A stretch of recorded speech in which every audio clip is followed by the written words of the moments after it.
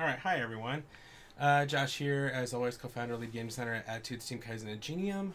Um, Today is basically the last day of the Dreams beta. For those of you who don't know, Dreams is the successor to Little Big Planet, made by Media Molecule. And like Little Big Planet, you can create whatever you want, except for this time, you can create whatever you want in all three directions and all that. So I'm gonna kind of do a recap of what I've learned in making stuff in Dreams, and also this is kind of a mix for not only for our Twitch followers, but also for our colleagues at Montana State University. We're actually teaming up with them, and we're working through a grant program right now funded by the National Science Foundation to study whether or not games like Little Big Planet and Dreams can get kids to view themselves as engineers and problem solvers. So, as part of that, I, of course, wanted to tackle my favorite thing, which is building rides in Little Big Planet, and see how I would do it in Dreams. So, one of the things we always talk to kids about when they learn about engineering inside video games is we tell them to take your ideas and start small with them first and build small projects and work your way up. So, for instance, like we show kids how I build rides that collapse down onto trailers and can be driven around a Little Big Planet. I tell them that, don't start there. Start by building a basic Ferris wheel out of basic shapes, and you'll learn the techniques that will carry you up as you do ever increasing complexity in your projects. So I had to take my own advice during the beta because I was getting kind of lost and getting kind of confused because, the reality is going from Little Big Planet's 2.5D to Dreams' full 3D was a huge step, So I ended up having to take my own advice. I started by building this Ferris wheel, which is all right but not amazing. And I slowly increased the complexity. I'll show you guys the rest of what I've done here, which that led to me to building a fully working scrambler. And once the full game goes live, I'll probably remix a little bit too. And by the way, everything you're going to see here, I've already published to the Dreamiverse, so it will carry over to the final game, and it is fully remixable, so anyone can play with it, check it out, remix it, do whatever you want with it. But anyways, so I wanted to start with something that featured the kind of rotation that was basically impossible to do in Little Big Planet. Because Little Big Planet, you could have rotation like this, but not like this. So for instance, when I would do a scrambler in Little Big Planet, it would be from an overhead point of view. And I wanted to do something that obviously was not doable in Little Big Planet that way. So I made one that actually spins the traditional way. And of course, complete with camera angle.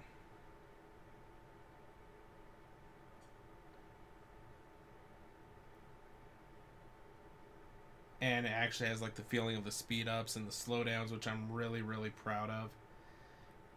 And on an organization side, it's not quite that well organized because I was still learning how to handle all the 3D assets and have groups and groups within groups, and I'll explain that in a second. And so from there, I upped the complexity and would remix it because Dreams' whole idea is remixing. So for instance, I did one that is what they call a booster style, where all the seats can do barrel rolls. It's not as interesting to watch from the camera point of view, so I'm going to skip that one for the sake of brevity. I also did a shake, which it means that the seats can spin and also do full flips. And then I also did a breakdance / crazy dance style, where the entire ride bed is tilted up 15 degrees and all the seats can spin. So that's the other alternate one I'll show you, and then I'll show you some tools and stuff, and then go to my more amazing projects. And it was also pretty cool because I was initially having trouble getting these on-ride cameras to work, and I was doing a live stream on Twitch after the NDA had lifted, and some people on Twitch actually helped me kind of work out what I was doing wrong and go, okay, cool, let's try the camera this way, and they helped me fix my on-ride cameras, which was pretty cool. So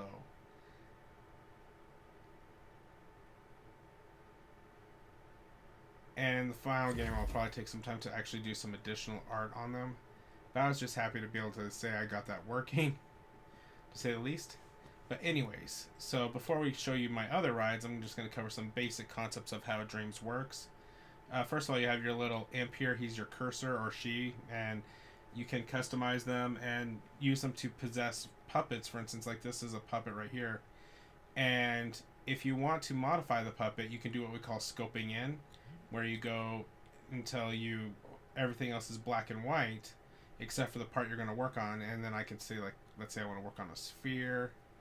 I'm going to turn on surface snap and mirror and do a really cheap attempt at like kind of butterfly or dragon wings.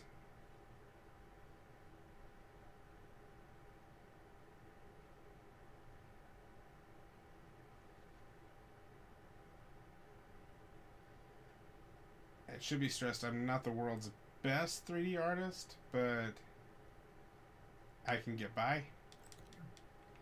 And so now if I go to play mode, those dragon wings are now part of the character model, and you can, of course, do a lot more advanced stuff like animate them or give them different features and different textures and all that. But that gives you an idea of what can be done. And you have, same as Little Big Planet, you hit square to bring the menu up here. You also have your thermometer on the side, which is like Little Big Planet's thermometer. And you can check out what's going on with different parts of your project. Up here, though, with the menu up here, you can search the Dreamiverse, which will let you search for anything anyone's made out there. And it's built to, harbor a remix culture a lot more than typical stuff that I've seen with other games like this. Even Little Big Planet, it has more of a remix culture than Little Big Planet.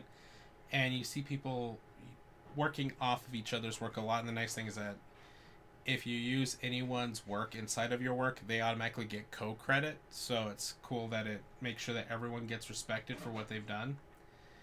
And then it has tools, and you can do all sorts of stuff from cloning to tweaking. Even like this tool, which is sculpture detail. When you click it, stuff that's more red is stuff that's more intense on the thermometer. And so, for instance, right there, it's saying my dragon wings are super intense. So if I hover over them and pull the trigger a few times, it'll turn them blue and slowly lessen the detail. But it'll still look good to the player, but it will lessen the detail on the processor so that it makes it processor friendly. Which was something that, we didn't really have in Little Big Planet. It was hard for people to immediately know what in their level was, high thermometer cost and what wasn't. It's nice that they have a tool here that straight up tells you. Then under modes, we have a couple different modes. First, sculpt mode is like I just showed you, where you do the sculpting. You have options to, have it on mirror, which I showed you a second ago. Or you can even do what's called kaleidoscoping, where you can have a bunch of different pieces of it come out and come together.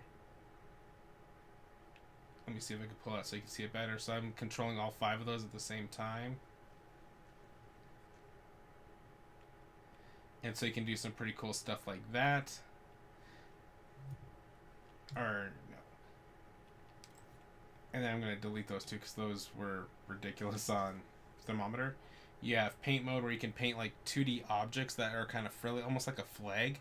And you can attach them to different stuff. Like I've seen people make cloaks out of them and that kind of stuff. You have coat mode, where you can first of all pick a type of finish. Like, let's say we want to give that guy's finish, or that guy's wings, a shiny metal finish. We'll zoom in here.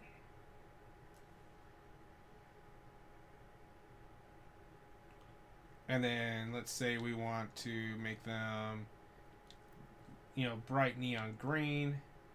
Then we go to our tools and tell it to tint. And actually I didn't scope in on the wings, so it made the whole guy like that, but that's okay. But there, our whole guy has like a shiny metal neon green finish now. And so you have a lot of creative control over what you want to do with that.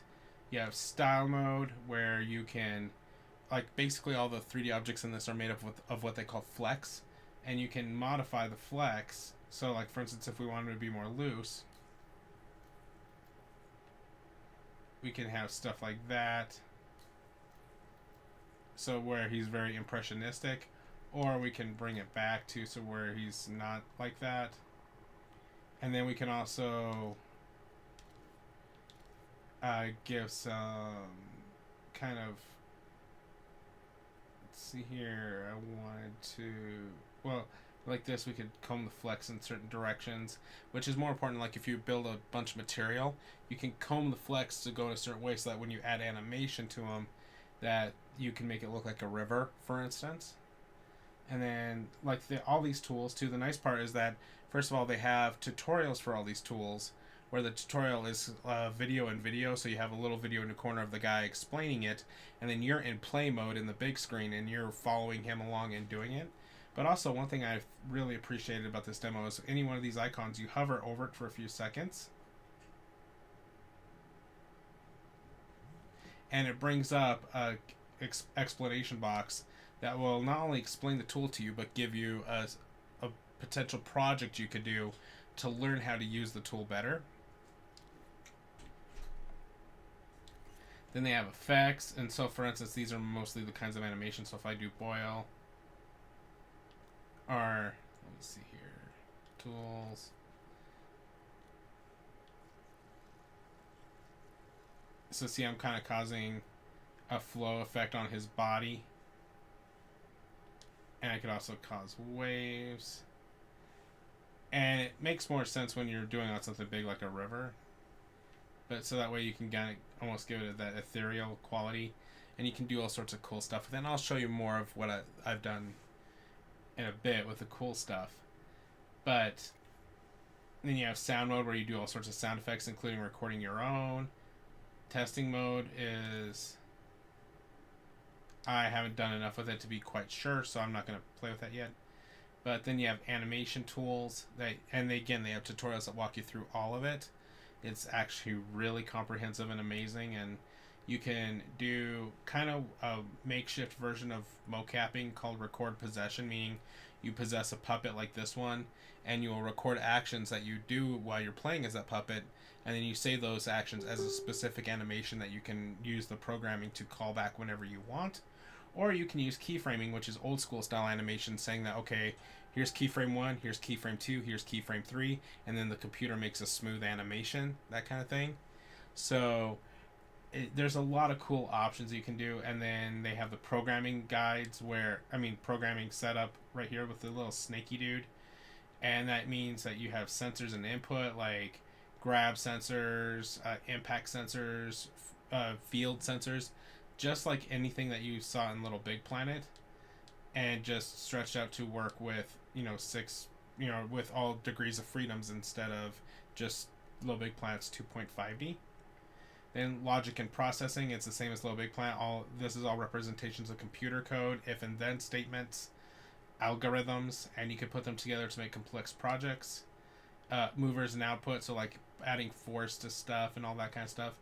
Gameplay gear has all sorts of bits and pieces, and this guy actually here is a deluxe puppet, and you just pick a deluxe puppet, pop them in, and they already have all the basic programming on them done by Media Molecule. That's why they're called the deluxe puppet, because there's also a plain puppet that you would have to do all the programming yourself, but it has enough programming to actually walk around the world and be a game character.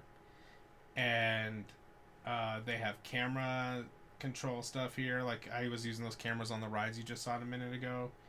Connectors, just like Little Big Planet, you can connect stuff with bolts, pistons, elastics, string, and then of course they have the visibility menu where you can tell different objects in your environment to be invisible for a bit, so that if you're working on something specific, you can blot out everything else, so you can work on that thing and then reveal everything again when you're done. But let me back out of here and do not save. So let's go all the way over here, and I'll show you guys how my work has been advancing in what I've been doing since I've gotten comfortable building the Scrambler. Oh no, I wanted to play this. So first I built a Thunderbolt, and you're going to hear a little bit of music, so sorry about that. And let me see if actually, let me go ahead and go into edit mode really quick. I'm just going to delete the music for right now, just so that it's easier for you to hear, because I'm sure you're going to hear a little bit of an echo anyways. But so I went to build a Thunderbolt, which is a ride that has hills and valleys and swinging cars. So Welcome to the Thunderbolt. Please yeah, stand on the button inside the control booth to start the ride. and so I have a full engineering setup where I have these wheels and arms that travel along this track that have hills and valleys, and the centripetal force mixed with the hills and valleys creates swinging motions on the cars, and a setup that once the ride starts, it transfers you to a view inside the car. Hold on tight.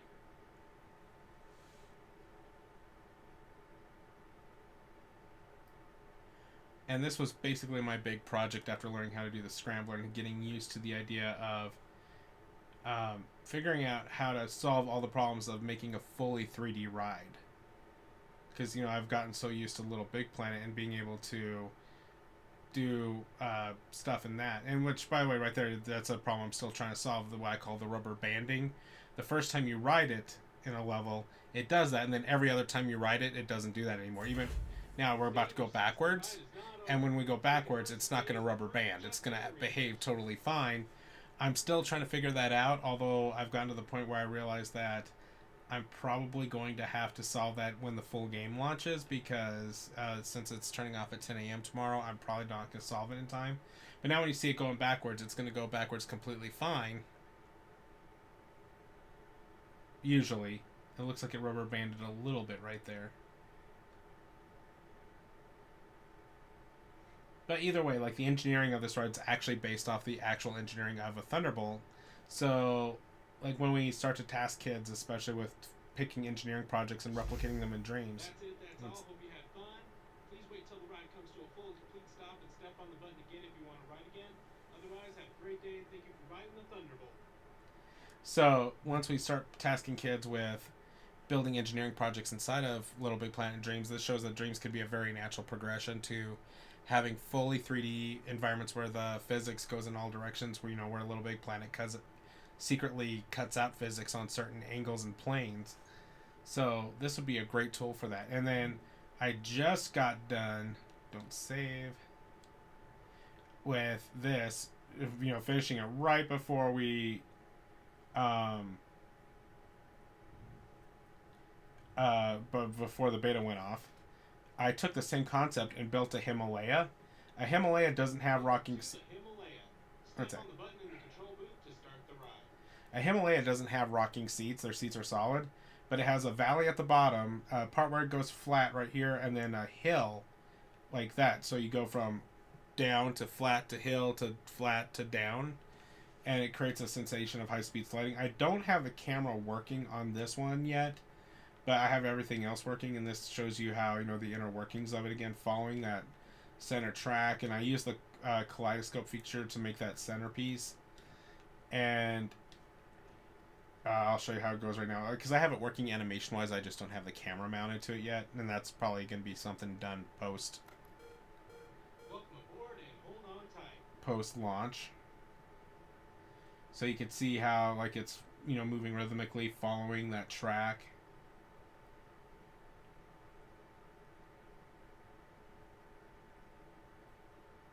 And it was one of those things too that, like, when I first built that Ferris wheel, it took me like an hour or two. And it was because I was learning the tools, trying to figure out how to think the way that the game wants you to think in order to use the software. Where by the time I got to building this, most of my time was spent doing the art. Like, the actual engineering of it, I got comfortable enough that I could jump in and do it. So I'm really excited to see what happens when we start working with kids with this, because I think that we could really get a lot of momentum with them thinking like engineers and building some really wicked stuff. And like the physics. Oh.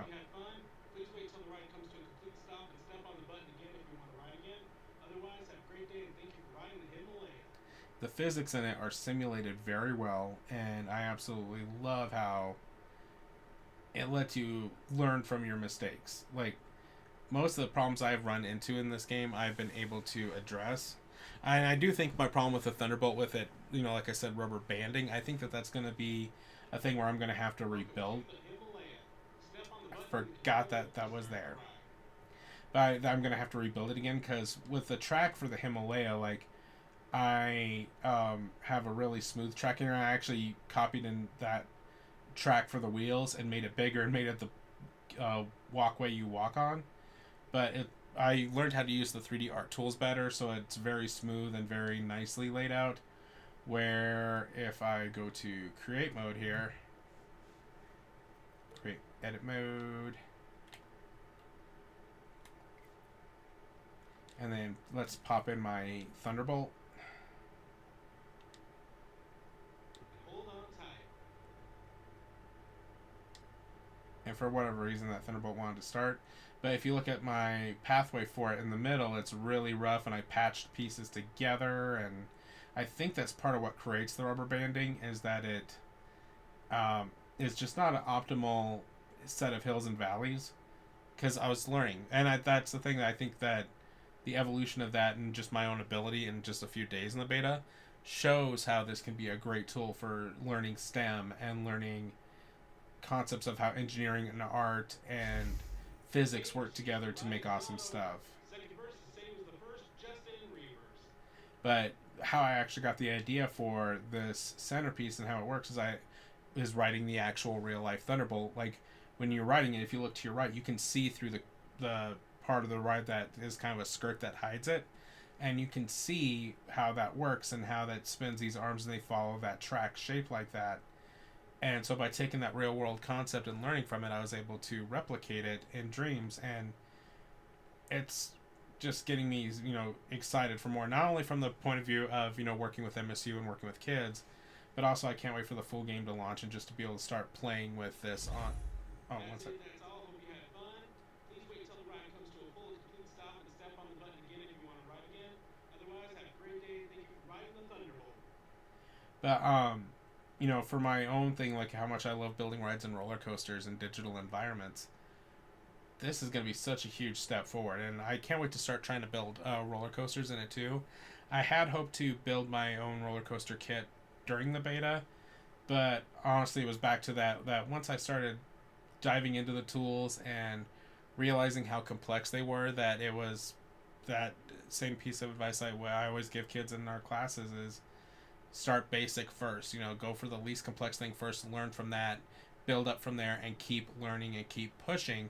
So I went and built the really broken Ferris wheel, moved up to my scramblers, moved up to the Thunderbolt with its little bit of a rough center track, then moved up to the Himalaya, which basically animates perfectly. And again, there's the center track for the Himalaya, and it's very, very smooth and very refined. So I'm sure I'm close to the point where I could start building my kit for roller coasters, because how I did in Little Big Planet is I had my own wheel housings and track types, and I had them saved as items so I could pop them in and use them and just modify it to make it unique for that project. So I'm sure I'm almost to the point where I could do that for Dreams. And it's nice to have that feeling that it is really complex, you can do a lot with it, but it's not the hardest thing in the world to pick up. You don't need to go to a college class to learn this. And people are already, people are already doing ridiculously, wicked stuff in it online. So exit creation, don't save. I'll probably hop into a few projects really quick. Main menu.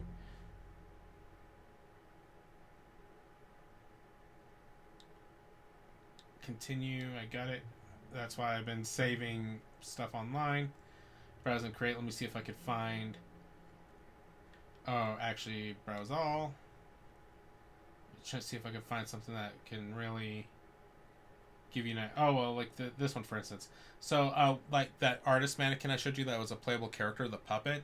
You can modify it any way you want, and some people go very hardcore. This kid went way over the top and did a really cool, stunning short project with it. And so he or she, I'm not sure of who, used the art tools to turn this entire environment black and white, except for the light cast off by this robot character that was built off of that artist mannequin.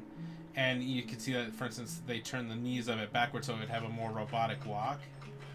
And they also did that special effect where light cast off of the robot gives color to kind of give the feeling that all life on this planet's gone and the only thing left of life, of vibrancy is this robot searching for something that it can't find.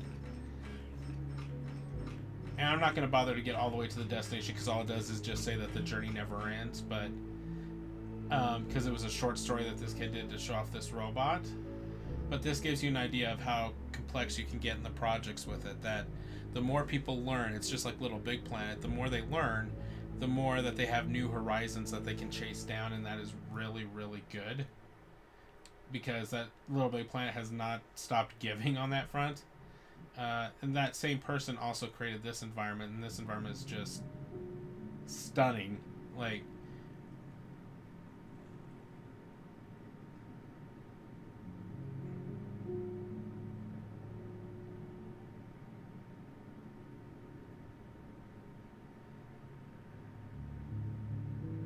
and this is only like a short video that he does in, or again he or she does in the engine, just so that you can see, you know, the capabilities of this game and this content. And like if someone wants to really dig in and get very artistic with it, they can. And again, this can all be have a physics applied to it. So for instance, if you wanted to have a castle setting and have someone test out like a catapult, you could do that.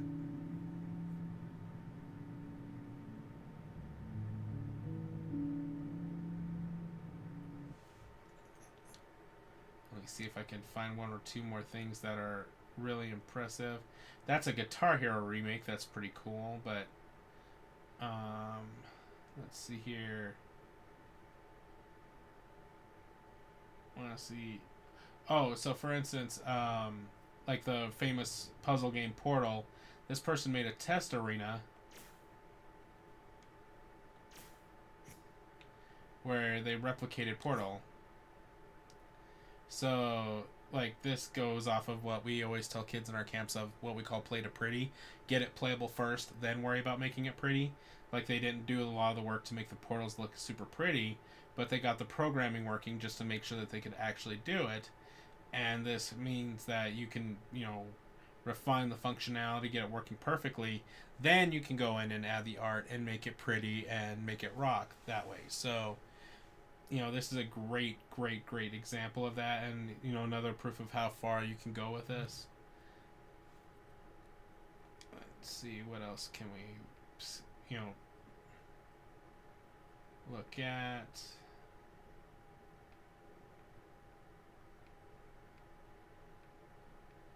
And the nice part too is that all this stuff is uploaded online, so it is going to carry over to the final game. Or this one too, like this one, I don't know if this would really count as an engineering thing, but it's still cool to talk about. Like this is like what they're saying is inspired by Dark Souls. And so they're making this cute furry creature that's going to go fight a monster. And one of the things that I loved is that they use those keyframing tools I told you about to keyframe in a roll, a dive like that. And they actually added programming to it to add what we call in the industry iframes, which is invincibility frames, meaning that while you're rolling like that, you are actually invincible to your opponent's attack. And so that way you can dive in a way that it looks like to the player's eye they expertly dove around an enemy's weapon, but really they actually kind of dove into it, but thanks to the iframes, they survived it. So that way, you know, you only have to worry about timing your dodge. You don't have to worry about trying to make sure your dodge actually physically warps around the enemy's blade, for instance. And this person's been doing something that I think that we could teach the kids in our camp, you know, in these setups too, to do, which is they've added a dev log where they have like, okay, version 1.69, I improved the attack animation on the player, and version 1.7 added minor functionality to stamina bar. Then like version 1.76 doubled the iframes, which means doubled how long you're invincible during the roll. So like stuff like that, because that also helps drive home the iteration and the idea that you're not going to get it 100% right the first time, but you can ballpark it, get used to where it's at, and then go, okay, here's what's working, here's what's not, and here's how we form a plan of a step-by-step attack to address all the problems that we currently have with it to get it to something that's awesome. And I'm not going to completely beat the boss, but I'll show you the boss just because it's cool. But they also have it so you can light campfires. So like in the Dark Souls world, lighting campfires is like your save points. So they have that functionality, and then they have a boss over here that, like I said before, that when you use you could paint those 2D objects called painting, that you can strap those paintings to people and make them flow and like clothing. Here in this case, it's like a cloak on the big baddie. And see, I'll dive right into the blade. And since I dove right into it, the iframes protected me. And that's actually a trick of how a lot of games work.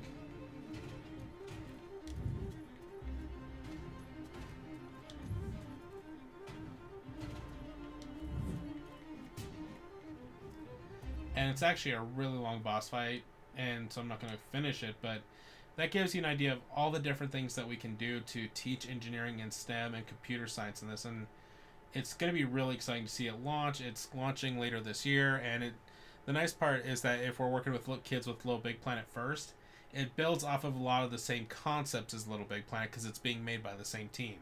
It's basically Little Big Planet on extreme superhuman, superpowers. And I'm chewing on my words terribly here. But here's another example of how someone modified that artist mannequin to make their own unique character. Which, granted, I mean, this character's kind of a copy of Kirby from Nintendo, but still gives you an idea of how vibrant you can make stuff. So you could even make, we could even make like a mascot character that the kids have to build solutions for. Like the characters maybe facing some kind of problems in their day-to-day life that engineering could solve. That, so you could create a whole narrative like that and make it vibrant like that.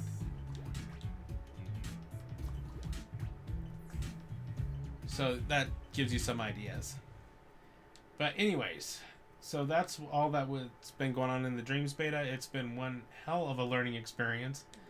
And I'm really excited to see what we can do with it to, not only do my kind of fan stuff of making cool rides in it, but to take the program that we've been working on with NSF further and do some really wicked stuff with that.